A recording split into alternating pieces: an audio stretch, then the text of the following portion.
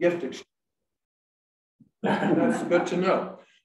So I'm going to turn this over to Ron Flick, who's also a board member. And Ron, I'll turn it over to you. I'll do a brief as I can on the guest of honor tonight. He's got a long, accomplished resume, so I'll hit the high points. He's born in Jasper, Indiana, proud German community, back sometime in the past century. His father was a Krapf, his Mutter was a Schmidt with two T's. Two T's, there's DTs and TTs. We were talking earlier about how different families of the same family will change their initial or spelling. He earned, he graduated from Jasper High School. We shared some of the same teachers, which we both respect and honor. He earned a BA in English at St. Joe's College in Rensselaer, then attended Notre Dame University, where he earned an MA in English and a PhD in English and American literature, with a concentration in American poetry, which is where he went in his life direction.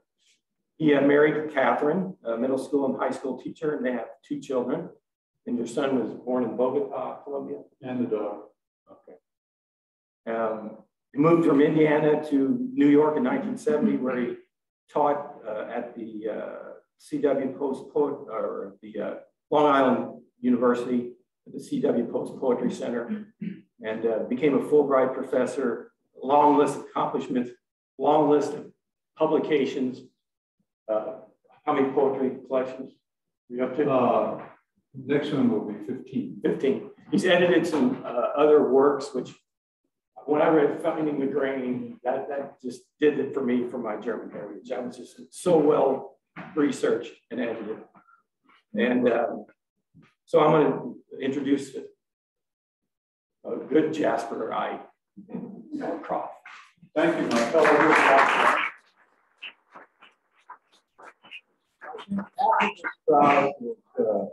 IGHS members, a third of it is, and a third of it is Dubois Countyans here, and the last third is Firehouse Square people, my neighbors. Right over here we are. So I'm going to jump right into this. I'm going to read from 2 full-length books and a few children's poems from 2 so-called chapbooks, shorter chapbooks that will contribute their way to a bigger collection of children's poems. So I'm going to start with Indiana Hill Country Poems, which came out 2 years ago. It's a wonderful thing to give a real reading, you know. Pandemic is still with us, but I want to begin with something that I wrote during or for the Indiana Bicentennial by invitation of the Bicentennial Committee. It's a prose poem with 2 paragraphs, and it's called A Prost to Our Roots. So you can imagine yourself drinking a beer. Prost, right? Okay. When we came here, we were full of dreams and did not let reality kill them. We buried too soon too many of our young and elders, but kept working, clearing, planting, praying in German. If our prayers were in German, our ambition was American. Good land, a house we built with our hands, of timber we cut down with an axe. Crops and fields we cleared and plowed, cattle in barns. A church we built of Indiana sandstone, pulled on sleds by oxen from a farm beside the Patoka River. Near the bridge and the mill we took over, built by Scots-Irish Presbyterians. Some of them moved on when we came in. The Croatian missionary Reverend Kundek, who spoke our native language, but not so well as us, sold us government land, looked after our needs, marched like a general at the head of our parades, built our courthouse, advised us how to vote and do business to stay together as a small German Catholic colony. He called it that in his letters. The Benedictines from Einsiedeln, Switzerland, took over for the little general when he died. We built factories in which we made chairs, desks, fine cabinets, organs, and pianos. The love of music has always been with us, even when shade from the forest still flooded in through our windows and open cabin doors. Now, we have brick houses, straight streets, vegetables growing in gardens, flowers blooming in beds surrounding our houses, and in boxes hanging on the railing of the concrete bridge over the Patoka. Our Straßenfest celebrates our heritage in red, gold, and black, and polkas in the summer. The church bells in our landmark Romanesque church with the Tower of London still peal and toll in the center of town. Basketball hoops hang from every garage. We keep out our cemeteries well cut and trimmed and care for our ancestors' tombstones, carved in German script with the names of the Bavarian and Baden towns they came from and wanted us to remember. We know where we came from, but love it here where we stayed. Some of our young have learned how to speak the old tongue that was verboten during 2 world wars, and we have a sister city in southern Germany, a little town from which some of our ancestors came. We go there, they come here. Our taverns serve frosted schooners of beer that go down easy in the summer, and we like our schnapps in the winter. A prost to all our roots these years later. So that was a part of a beautiful coffee table, big-sized book for the Indiana Bicentennial. And I was happy to be invited to contribute to it. That's a great summary of our community. Thank you. Thank you.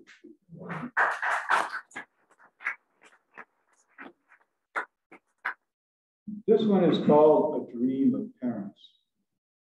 Such a simple dream it was of a mother who grew up on a farm she brought with her to the small town and kept the garden growing behind the house at the edge of the woods being logged as the house was being built with the flowers blossoming pink, red, white, iris blue, all around it. And the father born in a village where all the folks farmed, and his father ran the steam engine, sawmill, and threshing machine. And always stories of that life came with them in blue grapes growing around 2 sides of the vegetable garden for the wine that fermented in the cellar in the basement. This was the dream I inherited from them of life in the country, of having vegetables and flowers and fruit trees always growing around you, and following the turn of the seasons, harvesting hickory nuts and walnuts in the forest in the fall to crack and pick and eat in the winter, and hunting and fishing in ponds and the river, and trapping in fields and canebrakes, and listening to the songs of the birds that came to eat our berries and seeds and sang us into the next good day, breaking with the light that fell on us. Another kind of the form of the heritage. This is a childhood poem. I was born on the corner of East 15th Street and Vine, I think it was. And this is called Down the Alley. We live near relatives. Because everybody in Jasper was related. You had to be careful who you married. And a friend, a woman friend from high school once told me that her husband, whose name was Beckman, said he married her because he was related to all the other girls in the job. And we have a sense of humor too. It helps. Down the alley. When I was a child, I loved to walk in our working class neighborhood. Our fathers worked in good factories and made chairs, desks, that was my father, cabinets. My favorite was to walk down the alley that sloped from our house to Great Aunt Maine's. I would pick out the vegetables and gardens and name tomatoes, peas, beans, squash, beets, and rows of white potato blossoms. When I reached the backyard of Aunt Maine's house, it was always as if she had been waiting for me to arrive. She said my name, made me feel welcome, and gave me a glass of sweet tea.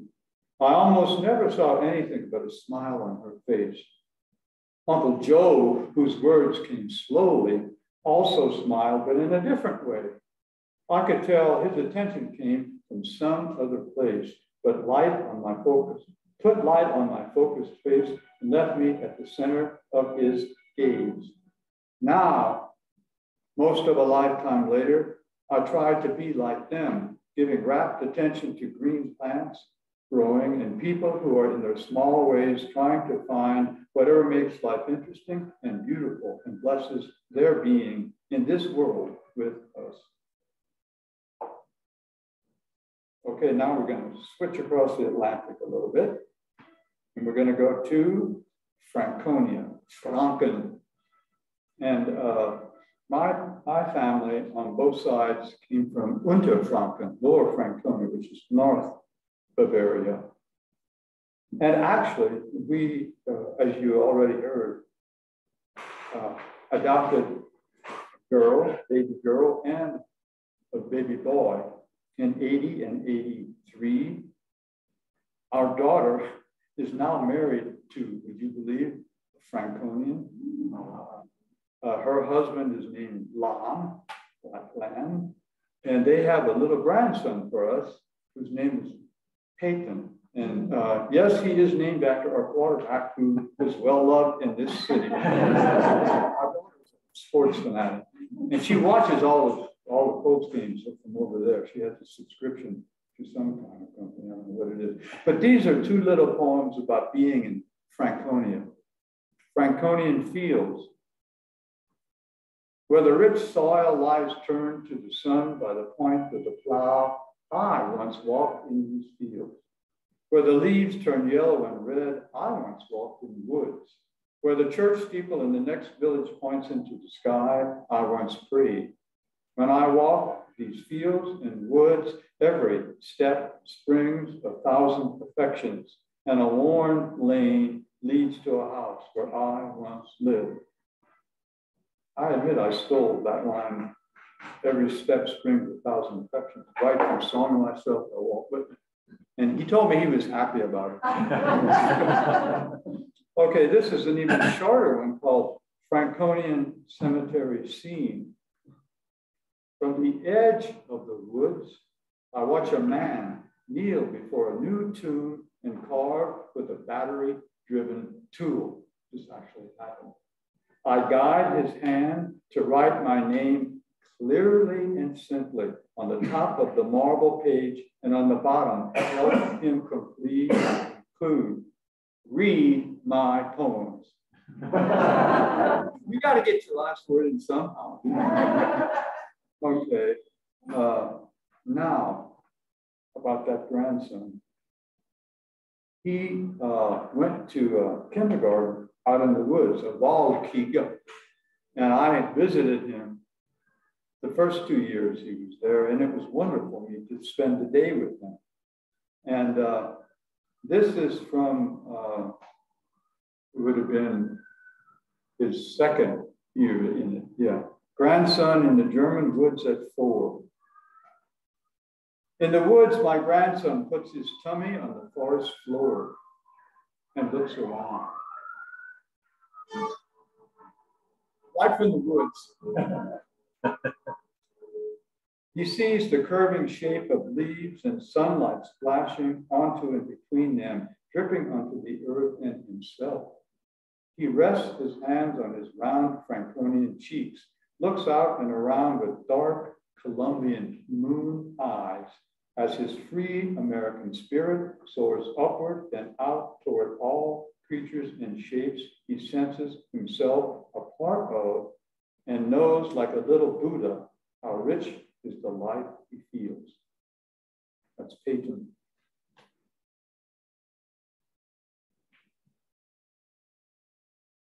Anybody here know the fiction of Tilly Olsen? She died some time ago, but she was a great feminist writer. She has a book called Why Women Don't Write. I mean, I think that certainly has changed since the 1970s when she wrote it. And we have a lot of wonderful women poets in the United States. There's been a great explosion. I mean, there were always good ones there, but I mean, it's been a great proliferation. And I brought Tilly Olsen. I started what we call Bean Feast of the Arts. through the English club when I started at Long Island University in the early 70s. And we brought her as the guest writer, and she was absolutely wonderful. And she has a story called You Stand There Ironing. And I stole that title from her. But you can see that it applies to us. After Tilly Olsen.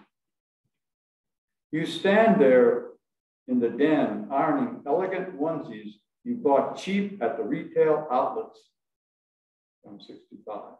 On New Year's Day for our grandson Peyton to mail to him in a red, white, and blue priority mailbox to Germany, where he is discovering the powers of observing the world from the watchtower of his high chair. You smile as if caught in your own pleasure dome in front of the gas fireplace in our downtown townhouse in this Midwestern city. There you go. Behind you in a large photo stands a Franconian farmer, Hans Engel, an angel of the field where my day laborer ancestors worked before emigrating to America. Above him on a shelf stands another framed photo of 3 farm women sweeping the streets of their village clean for the weekend. So help me God, that happens. For the weekend, I smell the steamy heat of my mother's iron and hear her hum as she finds new places to put a crease in our clothes, and see your mother, that's my wife Catherine's mother, stir smothered eggplant in a big iron pot on the stove above a blue gas flame in her Louisiana kitchen. Into these several houses walks Tilly Olsen, holding a pen to stand with all our mothers as you stand with all our grandchildren, who will step into their freshly pressed clothes and walk into the world just as we fade away into the memories that live for them. Back to Southern Indiana now, to a guy named Abe Lincoln. This is called Abe's Worlds. Backwoods but brilliant, he traipsed the trails from Kentucky to Indiana to Illinois and then on to Washington. He knew equally well the Shakespearean soliloquy and the crude backwoods joke. The difference between the pigsty and the federal government was disappointingly small. Both were swamps, but one was infested with men. A little bit of cynicism there, I guess. That's true. I'm not arguing. Okay, this maybe is somewhat related, and I wrote this earlier, and it's had a good life, being in different publications, and I've been asked to read this on different occasions. It's called The Lost Ritual of Listen.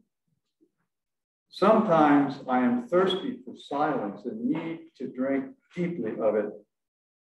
Everywhere we turn, TV, radio, barbershop, comes static, angry noise.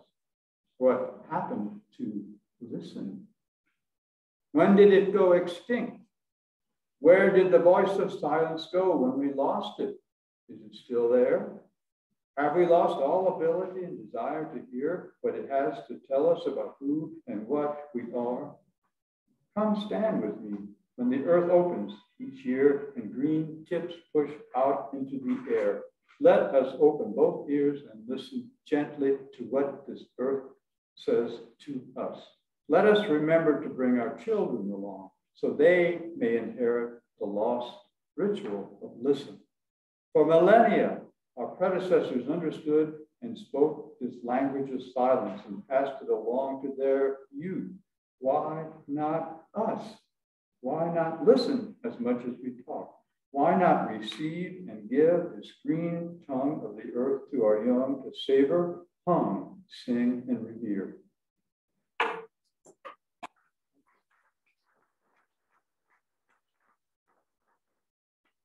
almost finished reading from this book.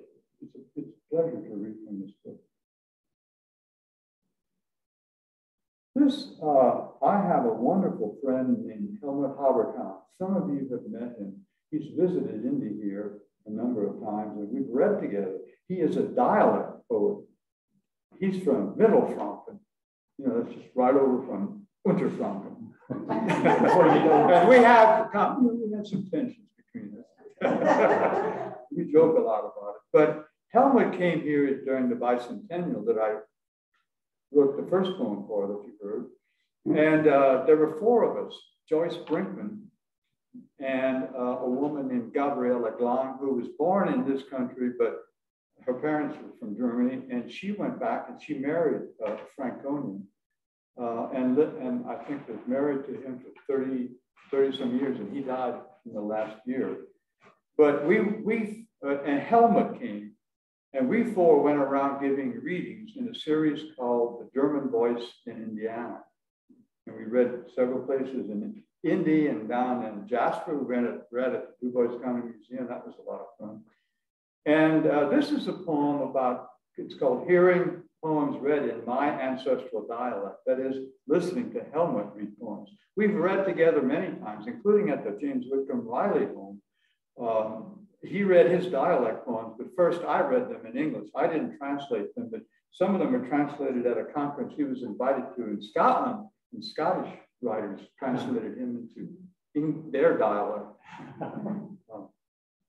And then Helmut would read his poems in the original Franconian dialect.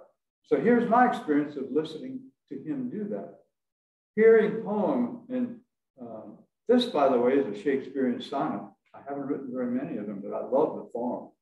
Hearing poems read in Franconian dialect brings back memories of the past in a language old but not suspect, in words that deep down do last. I still hear our mother and father talking at the table when we were young, in a language that did not falter, but in which we could not have sung. Now, when a friend from my ancestral region reads earthy poems in words half familiar, it brings me back to that earlier season when life was basic and rules were regular. The human center of our life does not change, even if the words we speak evolve and range. Now, two poems about my sister, Mary, whom we lost at the age of 63, a couple of 3 years ago. She was afflicted with rheumatoid arthritis, which she struggled with for 30 years. And unfortunately, it morphed into a form of related leukemia. And we were on a cruise and were coming to see her in about 4 days. And this is what happened. It's called Ash Wednesday and Valentine's Day. Not long after we received ashes on our foreheads, that is on the ship, I learned from my brother that our sister Mary passed into spirit in her sleep last night. No more sister suffering, no more blood sister left in this world of flesh. But a beautiful spirit remains always a spirit beautiful in any and every world. I was to see you in less than a week, but now, Mary, I will see you always alive, giving others hope and courage, wanting always to lift others toward the best they can become, believing in what they would give to us. You gave us eyes to see gifts hiding in ourselves.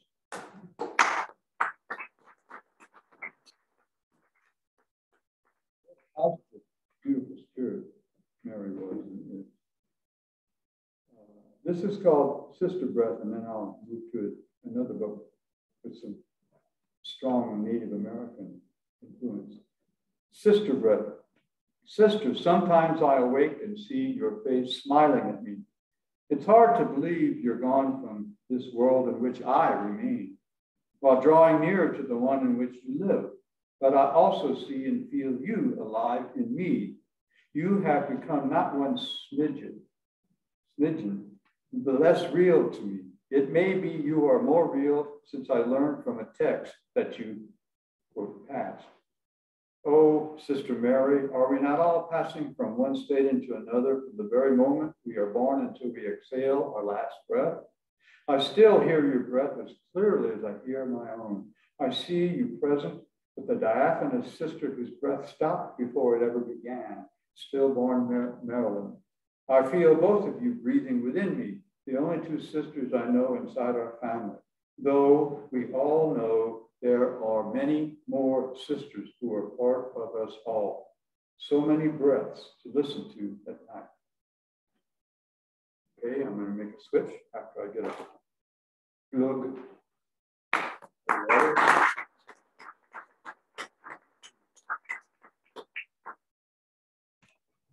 Thank you. This is a book also by Dos Madres Press. I was telling somebody in the audience who bought the book I've just been reading from directly from the press that it's operated by a husband and wife team, and their son does their website. But the wife is a wonderful artist and creates icons, religious icons in the sort of medieval and following tradition. And she designs all the books. She found the cover for this book and just does a beautiful job. And he is a poet who was a developer and started to write poetry and go to poetry readings in Cincinnati and contributed to open mics when the audience could read a poem or two. And he was so grateful, and he was accepted. He moved along as a poet, and he felt he had to give something back to the poetry community in Cincinnati. And he and his wife decided to start this press, Dos Madres Press. And it's named after his mother and his mother-in-law, who contributed the money to get the press going. So there you are. See, the women fund the men. But this is a beautiful book. It's called Southwest by Midwest. It's at the center of this book are the beautiful pots of Jody Naranjo of Santa Clara Pueblo. There were 500 potters in that little Pueblo at one time. It's incredible, that beautiful work. And I asked to put photographs of these pots. We own 22 of her pots. She comes to the Idlejarg every winter. That was pre-pandemic. For the annual Idlejarg Indian market on the third week, Saturday of the month. And we got to be good friends with her, and we visited her in Albuquerque, where she lives. And she's close to our family, and we love her as a friend. And so this book deals with her and another Native American woman friend named Christy Cook, who was my student at Long Island University. And in just about my last year there, or a few years before I retired and came back to Indiana, she took a poetry class of mine, American Poetry to 1900, in the fall semester. And I'll never forget, I came in, I knew that there were 3 Navajo girls who came to us on volleyball scholarships at Long Island University.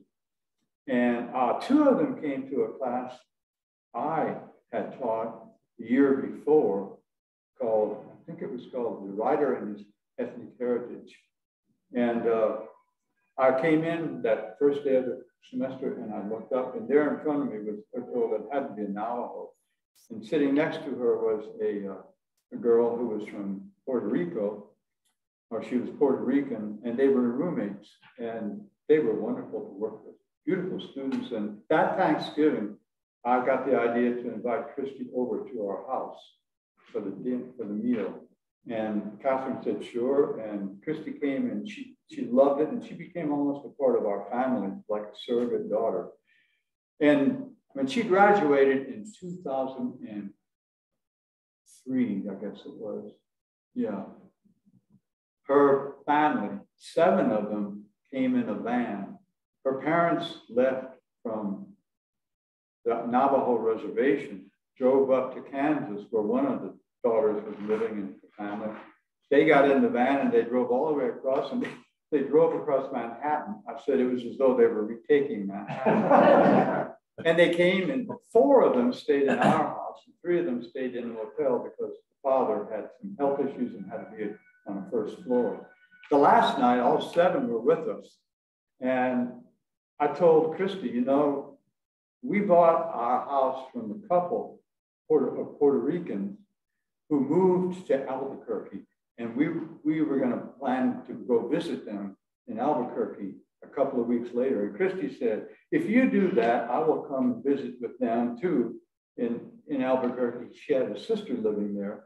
And she said, then I will go with you and we will go around the reservation and I will take you to sacred sites. And that's what she did. That's the second Native American religion. Pardon? Wow. Yeah, it was beautiful. And I'll read a poem about being in their new house. But thirdly is Janetta Calhoun Mish, who's Delaware, Lenape, and she was recently the poet laureate of Oklahoma. She became a good friend of ours. Actually, her then husband, a Cheyenne poet, came to Catherine's high school. Well, it was not middle school, it was middle school, wasn't it? Yeah. And she was a guest, and she came along, and the students followed her around, because of her positive attitude and everything. And so she became a good friend of ours. And we visited her in Albuquerque. She's visited us here, and she is at the center of this. She lives in Albuquerque where her husband lives. So I'm going to start this with a poem called The Pot Taking Shape.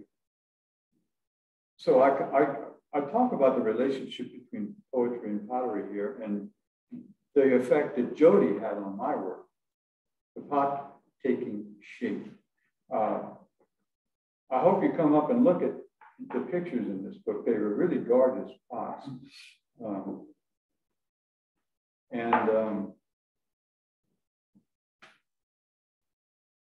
I paid a lot of money to get them in this book. There's copies for sale. So I'm glad I did, because they're so beautiful. Prologue, the pot taking shape. Sort of like a visionary dream poem. In this Midwestern morning darkness, I see a pot taking shape in the red hills of northern New Mexico. A woman's right hand with the right fingertips oils local clay. There is a spirit that can't be denied guiding the touch of those fingertips. There is mystery without pretense in the evolving shape the pot is taking. There is connection between the pot and the making and the landscape out of which it has emerged. There is vision in the woman who is shaping us into the viewers who are witnessing her act of creation. There is a blessing that falls upon us for being born into a world in which such quiet creation takes place. There is a hymn we begin to hear because we are open to receive. There is consecration in the woman's willingness to make and give to us something of the earth, carrying her imprint in the spirit of those who came before her. All right, that's the beginning of the book. And the publisher, I sent in a version of this manuscript, and I had Jody in the last section of the book. And the publisher made a very astute suggestion. He said, I think you should make Jody the center of the book and somehow work in these pots through that. And I said, well, let me think about this. What would you think it would be okay if I would begin each of the sections about one of Jody's pots, which sort of introduces the other creative Native American women in these poems. And he said, sounds good to me, and it worked out very well. So this is the girl in the village. And this is a section about Christy Cook, the Navajo friend. A girl stands between stacks of adobe houses with pinions at her back before rounded swells of mountains. I'm sorry, I should have shown you this, but it's like the cover. Very similar. I'll start that over. A girl stands between stacks of adobe houses with pinions at her back before rounded swells of mountains. The night sky is filled with stars and a sickle moon that cuts sunlight. At her feet, fish swim in the stream, and in her hands is a pot she shaped of clay and fired in a pit, as her mother showed her how to do, and as her aunts and grandmother and those earlier generations have prepared her and her children also to do. Now, here is the poem about going to Christy's mother's and father's house. It was a new house, and there's a great story behind it. Anyway, it starts off sad, but Carl is Christy's father, Maggie is her mother, and Maggie was the tribal, what do you call it? She was in charge of the money, pardon? Treasurer, that's it, thank you. I have a problem finding words. But Carl's father's family lost their ancestral farm to the Hopi who lived right in that area. And there was a lawsuit long in the works. And after 10 or 12 years, there was a resolution, and the Cook family were awarded money to buy a piece of property on the Navajo reservation proper, closer to the eastern side of it, and to build a new house. And this was the new house. And here's what happened. When we got there, they insisted, they had been in our house, and and we were with them for 3 or 4 days when Christy's commencement and all the celebrations surrounding it took place. And they were grateful, and they insisted that we had to sleep in their bedroom. Eastern light. When I woke up in your parents' bed with my wife at my side, while your family slept, scattered around the house, the light beaming through the windows was so sharp and clear, it was as if I could see not only how far, but in me. That's a line I stole from Robert Krapf, by the way. I knew we had been given a place to sleep that was a position of honor and a manifestation of spirit so large and generous, I felt honor and humility mixed with shame. I saw on the white walls beautifully composed photographs of you, your sisters and brothers, to you, of course, it's Christy, and nieces and nephew framed in light wood that set off your dark hair, mocha skin, and luminous heavenly eyes with a simplicity that was powerful, eloquent, and awesome. The love and pride and dignity and sense of immeasurable wealth and gratitude were so pure and palpable in the bedroom where I had been given to sleep, I became choked with salty grief over the realization that we who came later from elsewhere to this beautiful land and landscape have not had the eyes to see, the ears to listen, the hearts to feel, the wisdom to understand what was here and still remains and could help us become the people we must be to walk in dignity and beauty and balance and a strength that speaks not with a big stick, but a large heart and deep spirit. Thank you. Navajo are such beautiful, beautiful people. We love it. And we have stayed in touch with Christy. By the way, Christy went on to University of Arizona and got an MFA in creative writing there, and then has taught writing, mainly some creative writing and literature and native literature at Haskell Indian Nations University in Lawrence, Kansas. She's a beautiful mother of 2 children she's raising by herself, Emma and Edward. Okay, now this is to Jody. This is something that happened involving our son, Daniel. And let's see, I got one page here.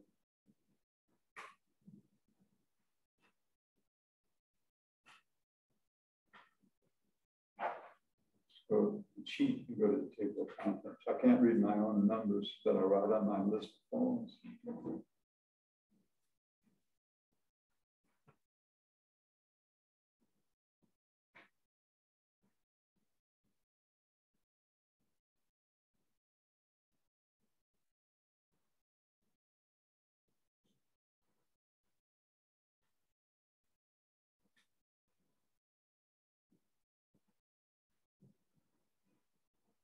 Somebody took it out of this book.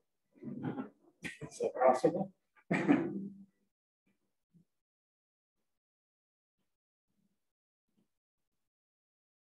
got it. This is something that happened to Daniel. Daniel struggles with a disability, mental illness. He's been doing a lot better.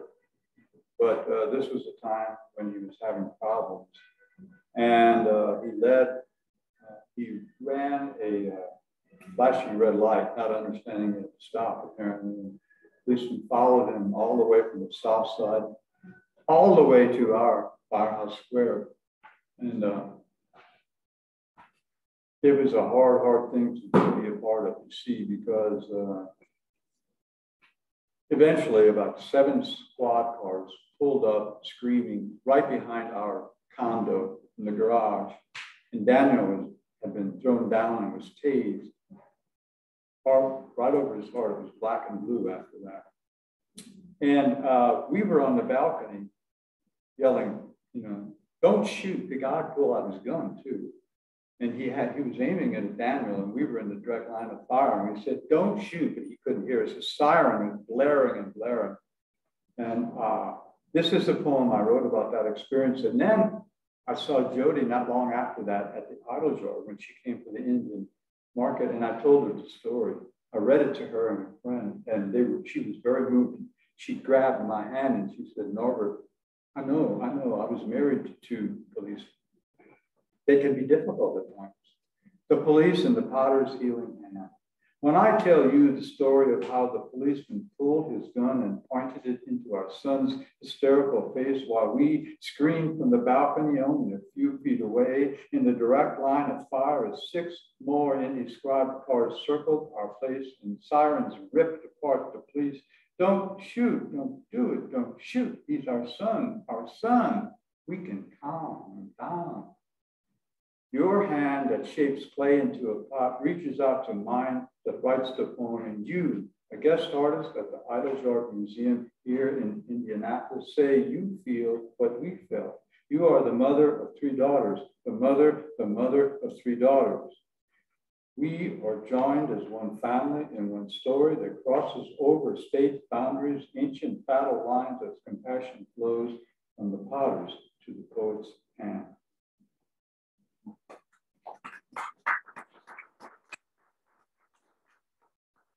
Now, here's one about going to Albuquerque, where Janetta and her husband have a beautiful home right on the edge of the desert is coming right up to their house.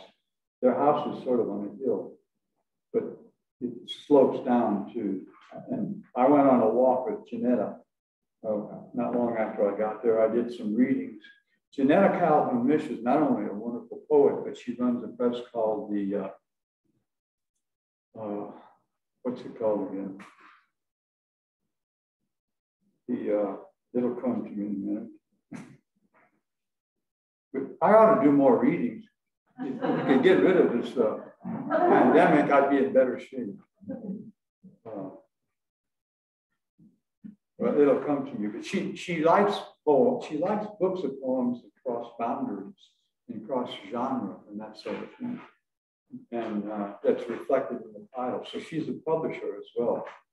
Desert Beauty, or Janetta Calhoun-Mish. This is our walk. We walk slowly but gladly along the arroyo, stopping to observe and appreciate and praise the tiny desert flowers whose names we do not always know.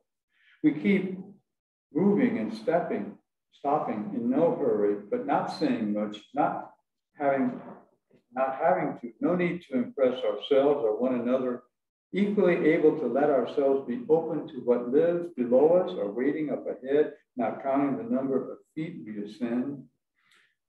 When the path curves sharply and we step on and between rocks in a narrow arroyo of different sizes and unexpectedly come into a patch of shade cast by cedars, feel a coolness to spots of moisture. There, in a darker spot, you see ahead of me flowers I would never expect to find in a desert, and name and exclaim them as wild geranium, whose purple is so much brighter than the modest sand around them. Separately and then together we sing like birds come home at last, our little song of notes that rise and fall as we bend down to be closer to what was waiting and growing in this perfect spot to which we happily wandered.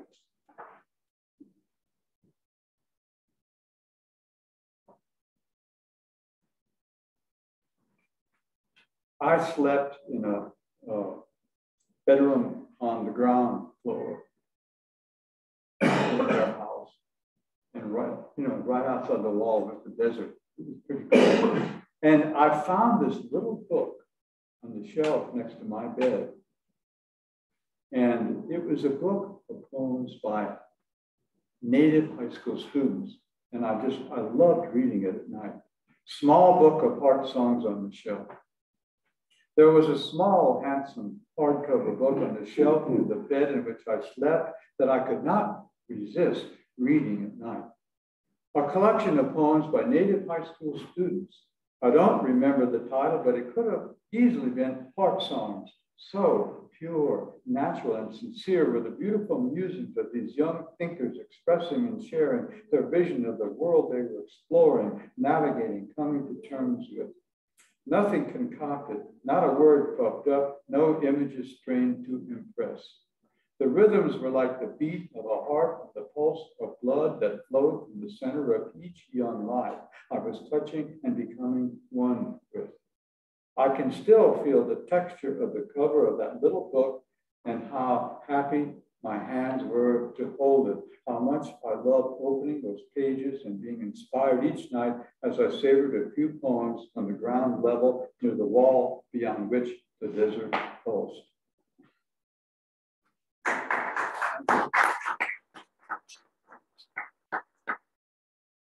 I'm going to conclude now with a couple of maybe 4 poems of these 2 children's books that I should really call them chapbooks.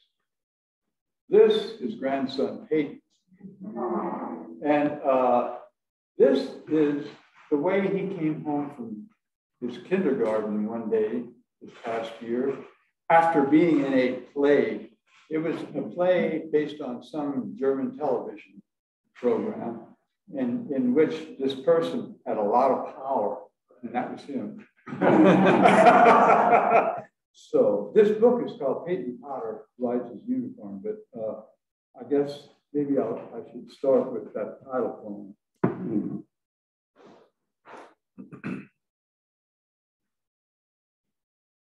Peyton Potter Rides His Unicorn. Grandson, you are standing on the flat back of your unicorn, riding straight ahead. He loves Harry Potter. Under a rainbow, no need to wear a hat, holding in your hand your magic wand that can take you anywhere your little boy's heart and soul may want. This is the drawing he made of it for the book. Where are you today? Oh, Harry Potter, I'm so sorry, magician. I should have known. Maybe you will have a dragon daughter. Grandpa, her name is Norbert. She's not my daughter, but my dragon. You got to get your Opa act together. My wand can write and conduct a symphony. My mama will play her violin very sweetly. Come on, please, Opa. Please listen to me. Look here comes my Norbert a-flying, Grandpa. Opa, you really got to come along. You're just the right Norbert to go riding. And here's one that's, it's called, I used to call our daughter Elizabeth when she was a little tiny one, Neesy Beesy. I don't know where it came from. Sounds a little bit like a play on Elizabeth. And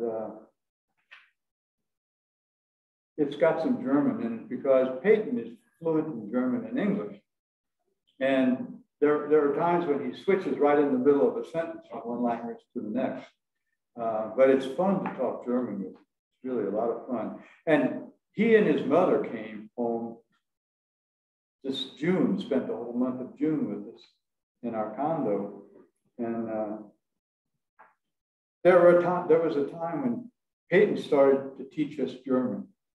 And he would make up sentences about what we were doing together, and then he would have us repeat it after him. And at one point, Elizabeth said to him, "Peyton, don't you know your grandpa? He speaks German." He didn't matter. He was being a teacher. Okay. And this is the one about that will go into some of his language. Well, it's not his, but Elizabeth Nisi Bisi Krapf, which is a play on Krapf. Nisi Bisi Krapf loved to eat bowls full of hot cream of wheat with Zucker, sugar, plenty of Zucker that made her hyper as a monster. Therefore musste sie Ballet tanzen, oft musste sie Ballet tanzen oder Geige, weil in Üben und Spielen und pretty Musik, ja Musik zu machen. Nisi Bisi Krapf's real name was Krapf, but in Deutschland she married a Lahm, and soon they all called her Lahm Krapf. And for dinner, her hubby got lamb chops.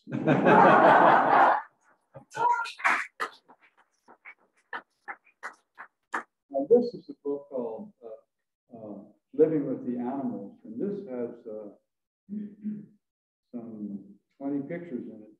There's a picture of every one of the animals in it, and I will read 2 of them as a conclusion, and then you can ask me some questions if you like. First, I'm going to read one about our downtown buddies. They have taken over the place, and they have eaten everything, including our flowers, Roxanne's tulips. Anyway, this is downtown bunnies. And there's my picture of the bunny. They're all over the place. And they're in our flower bed infested. Downtown bunnies. There was once a wild bunny lived in the bushes, would run and hop all over the place with a fair amount of grace. Problem was she lived downtown and made some folks frown who lived in the condo complex. They were puzzled when she'd flex her muscles and hop all around as if she lived in a huge dog pound and made their hounds howl when the moon was quite full. In bright daylight, they saw baby rabbits had happily deposited round pellets all over the green grass in their park after it grew late and scary dark.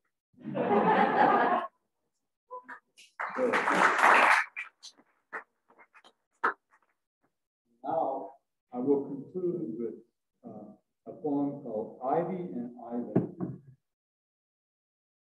going to take your questions, and my wife will sell you 1,000,000 books. She's a great bookseller. This is Ivy and Ivan. That's not my picture, but the publisher, Joan Digby, my former colleague at Long Island University, is a very good photographer. Okay. Late in the wee hours of the night, I awoke upstairs to noise on the street. A door slammed near our thick ivy, and I heard a male voice announce, "Good, that takes care of one." When we picked up the kitty, both black and white, we knew we had to take it in and snuggle and snuggle. Our neighbor, a nurse, made a detailed inspection and decided, "Looky here, she's a little female." So we called her what? Ivy. When next day we went to the vet, he looked Ivy over carefully and said, "Well, this one's definitely a male. He's going to have to become Ivan."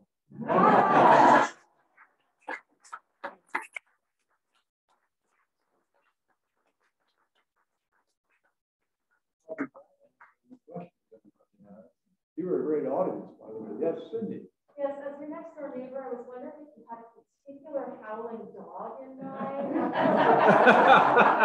You want me to add another poem? I could put it in the big book, but I don't have such a poem, no. But that's maybe a good idea. That would be her hound. I guess, I don't know. Any other personal questions? No, I just want to note that Elizabeth and I are friends on Facebook, and she has some great pictures of Peyton, and of late, he's musicality. Oh, yes, he's really good. Comment on that? Yeah, I want to comment on that because when we lived in Erlangen in 1988, 89, Elizabeth had started Suzuki violin before we moved over there at CW Post, and I brought her every Saturday. And I had to take a group class for parents. But when we moved to Germany, we found out that there was a Suzuki group closer to Nuremberg than Erlangen, but it's not that far. And we got into that program, and it was wonderful. They had social gatherings, food, and all kinds of stuff. And Herr Richter was the teacher. And Daniel was in kindergarten. He was 6 when we moved over. Elizabeth was 8, and she went into a Grundschule and came out fluent in German. I'll never forget, about halfway through the first semester, I said to Elizabeth, "Aren't you ever going to start speaking German?" And she said, "Not until I can do it perfectly." Well, along about late November, she starts talking and everything comes out. The word order is right, the verbs are right, everything. Now she's got a master's in German and she's working on a PhD over there. So, but now Peyton is taking violin lessons from the same Herr Richter that taught our daughter those many years ago. And she called him up and he didn't know she was in Germany, living in Germany, married to a German. And he said, "I can't believe you talk German. How can you talk German so well?" He said, "You're American." I said, "No, I know, but I live here." And so he was charmed, and he says Peyton is a natural. And she sends us videos of their lessons. He really is good on it. I'm happy about that. Okay. Yeah. Anybody else? Yeah. So as a gas guy myself, I'm just wondering, when we all grew up with a lot of farmers, factory workers, when did you decide you wanted to be a writer or a poet? Was there somebody, a teacher that guided you? Or, yeah, the Jack Leaves that was mentioned. Yeah. In fact, I was pretty well set on going into engineering. When I got to the senior year of high school, I took Jack London Lease's advanced English class for those going on to college. And we read so many great books. David Copperfield. Yeah. Iliad, the Odyssey. Charles Dickens is David Copperfield. The Scarlet Letter, and all kinds of stuff. And then, so then I decided to go into teaching. And I majored in English. And Jack Leese told me, "You like languages? Did you take any foreign languages?" I said, "Well, I took Latin." I said, "Take that. You'll never have to look for a job." Yeah. I did it, and it collapsed. But I also took education, and I was going to become a high school English teacher. And then I got to Notre Dame, and I decided that I wanted to go on and try to teach college. So I was interested in that. And I had been interested in writing, but the poems really didn't come. And I told an English major friend of mine at St. Joe's College, which has since closed, I said, "I bet if I moved to the East Coast, I could write poems," thinking I had something sophisticated to write about. So I moved to New York, and what happened? I started to write poems. But what did I write about?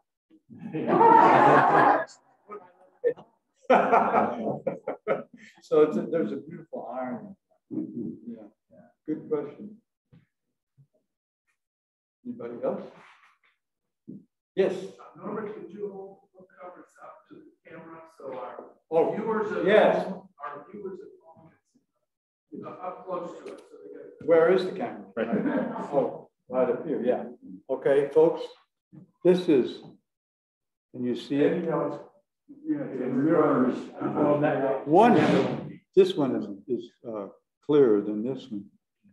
Maybe it's the light that's flashing. Yeah. Oh, well, no, I had it right. You had it right. It's Yeah. going to be correct. Yeah. Okay. What I wanted to say to the audience out there is that if you're interested in buying these books, write to me, Norbert Krapf at att.net. You can see my name here, how to spell it. Backwards, yeah. It looks Russian. Boy, it is backwards. So NORBERT P is in Patrick, F is in Frank, as we always say. But yes, I'll be glad to sell them, ship them to you. Norb, can you hear me? Yes. Yes. This is Ruth Ruth. Reichman. Yes, Ruth. I would like for you to know how much I enjoy seeing you and thinking back when we first met in New York. Oh, yes. You want to tell them where it was? It's a long time ago. I will tell the story. They were coming to New York, and I didn't know exactly where we should meet. So I asked a good friend of mine, actually the publisher of these two books, and she said, "Why don't you go to the Trump Towers?" I said, "Okay, all right. Everybody knows where that is. They'll find it, and we'll go have something to eat." And so I was there waiting for them right in front of the door, and there was a doorman there watching me. And I was reading, I had brought along some Rilke. I was reading Rilke as I was translating them at the time, his early poems. And then I must have leaned back up against the brass or something. And the doorman said, "Sir, please don't lean up against the brass." And I said, "Oh, I'm sorry." He said, "What are you reading?" I said, "Rilke." He said, "Is he good?" I said, "He's very good. I think you should read it. You'd enjoy it." And so the Reichmans came, and I think Ed went in and bought a hamburger or a hot dog for us. It probably cost $10 each. And that's where we met. Remember that? That was a long time ago. It was a long time ago. You're right. Galaxy Park. Yeah. Well, thank you for saying so. Not that it was a long time ago, but that you enjoyed hearing me read the poems. It's a pleasure to see you. Anybody else out there wants to ask a question? Did you see the books upside down again? Oh, yes. How do you approach writing about blended cultures? Well, that's a good question. I approach it as a responsibility that I have to get beyond my own origins, which I have explored and am pleased to work with. But I have confronted the Holocaust also. There is a darkness, no doubt. And I just, for example, I have a manuscript of poems. I have loved the Delta blues since the mid-60s. And I've just listened to them over and over. And actually, I wrote a book about surviving abuse by a Catholic priest in childhood in Jasper, Indiana, a priest with a German name, which I won't give you. You can find out easily enough.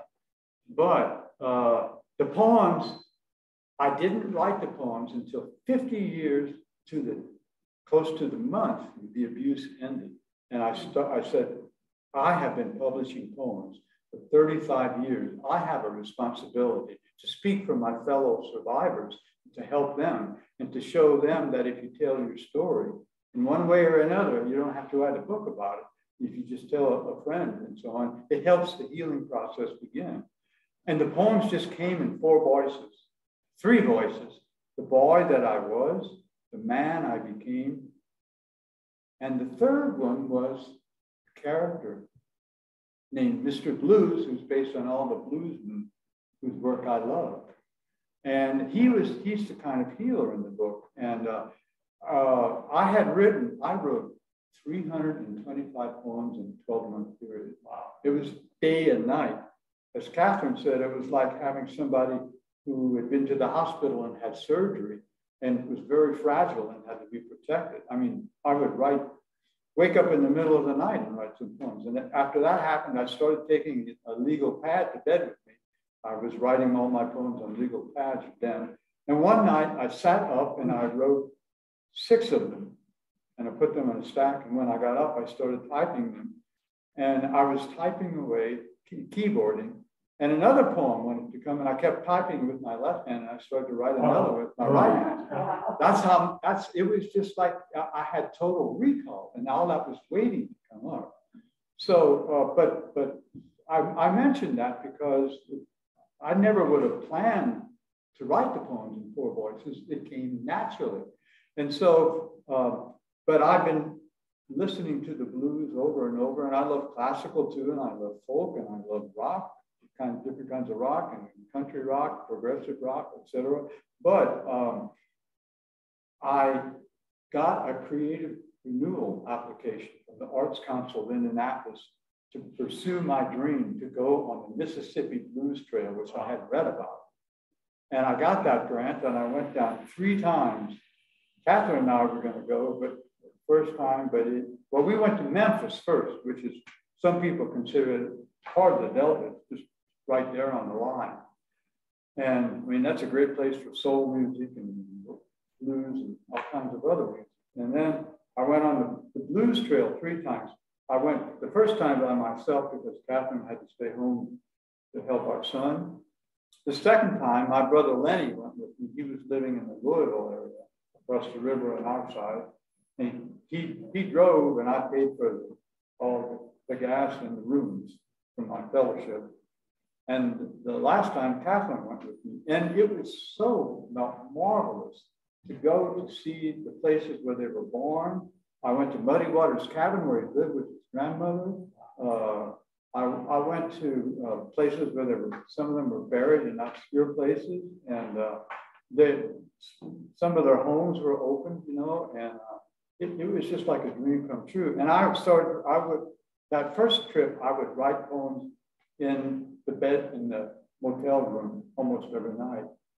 And I had this box of DVDs of all the blues and work I loved, and I went.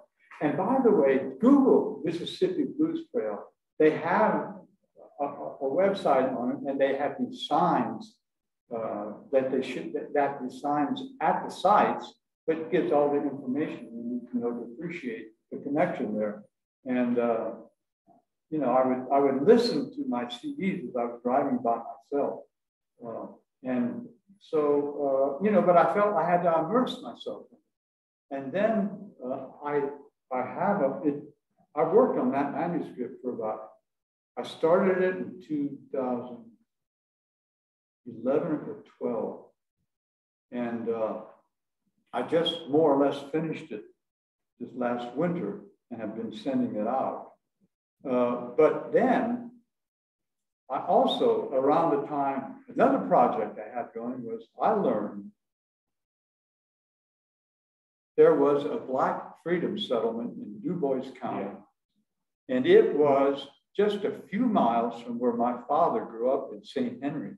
It was between Ferdinand and, well, it's between Huntingburg and Ferdinand from one point of view, but it's also a little north of St. Henry. And there's a wonderful woman who came from there named Ida Hagen. And she was the first Black to graduate from common school, elementary school, common school as it was then called. And she went to high school for 1 year at Huntingburg. And then there was a Swiss doctor in Ferdinand who also was the postmaster. He was a Lincoln Republican and got that appointment. But he also ran the pharmacy. And he had 2 little boys, and his wife died in childbirth, giving birth to a daughter, and who died. And he hired Ida Hagen to come help during the day with the children or at night. And she worked in his pharmacy, and she worked in also in the post office, and she became fluent in German. She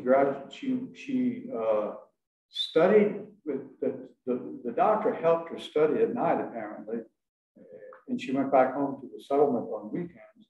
And she came here. She married a black man from, I think it was I think it might have been Mitchell. And that marriage didn't last very long. But then she met a man from Alabama who was a porter. And they married here in Indianapolis. And I went to the church on the east side where they got married and visited that. And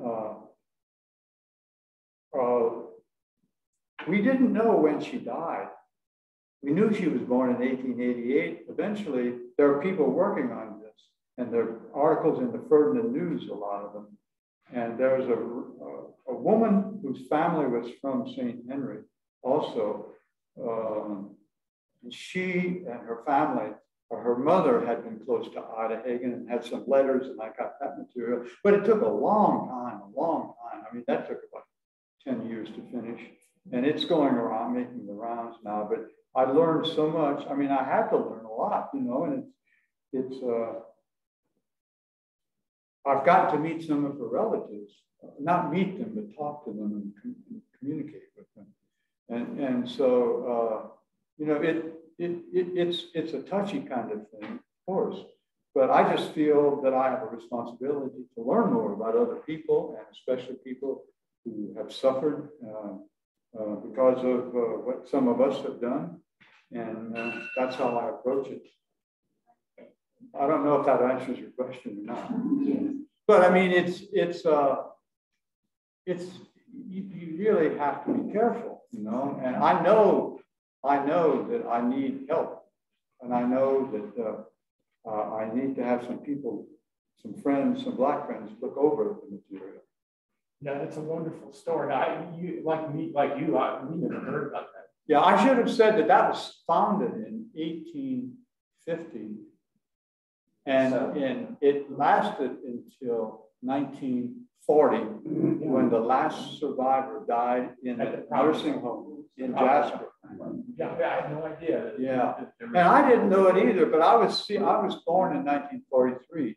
The last person who lived there died in 1940, and nobody talked about it anymore. Yeah.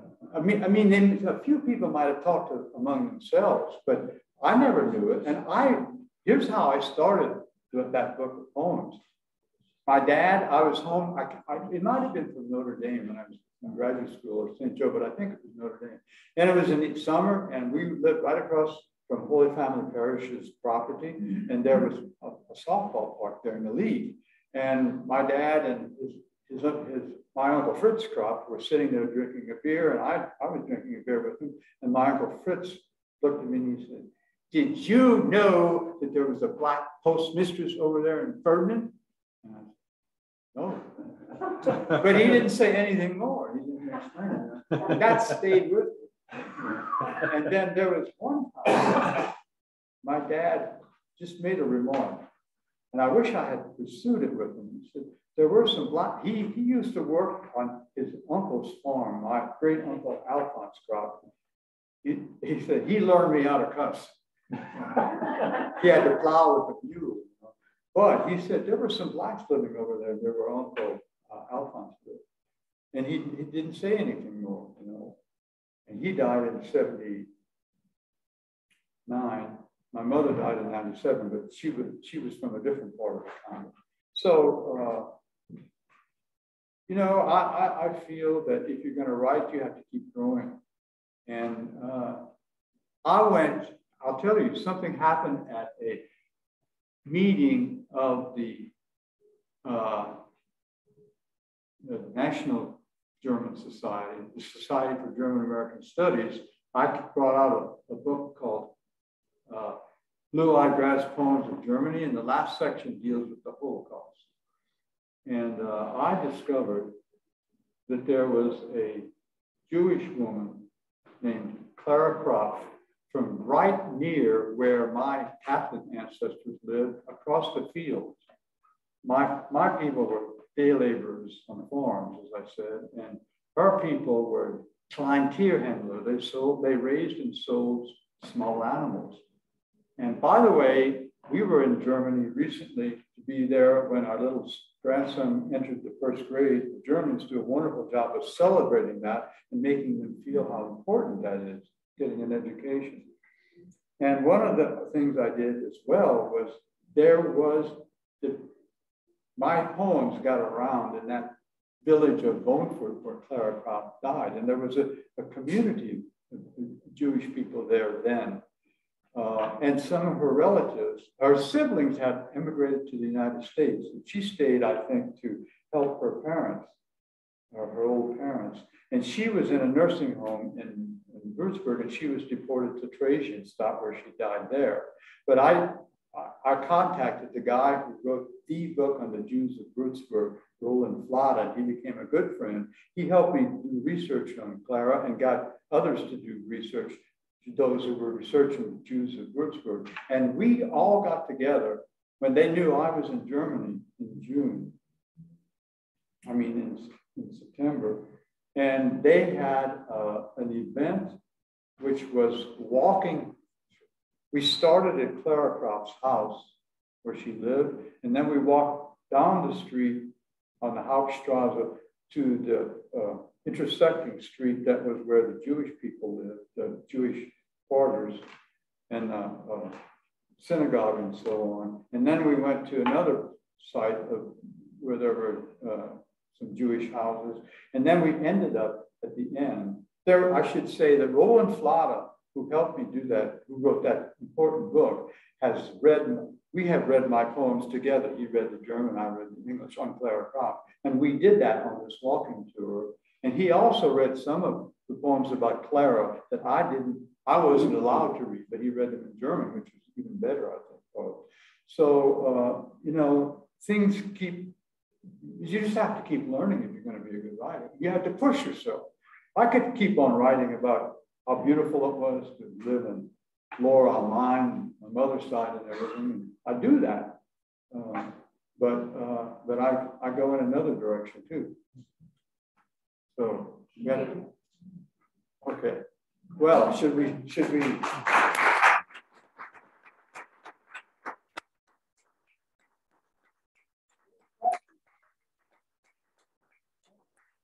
Failed to mention that he was Indiana Poet Laureate from 2008 to 2010. I think most of us. Then they fired me. No. They actually asked me to continue 10 more years, and I said, "Thank you very much. It was a great honor, but I just can't do it." I was getting so many readings and traveling so much that my health was suffering, and I knew I had to reach my family more and get back to this kind of stuff. Writing some more.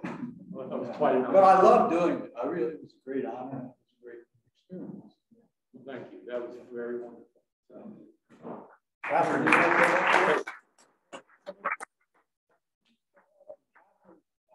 Catherine is the treasurer. I'll put my own copies away. So yes, that's your copies.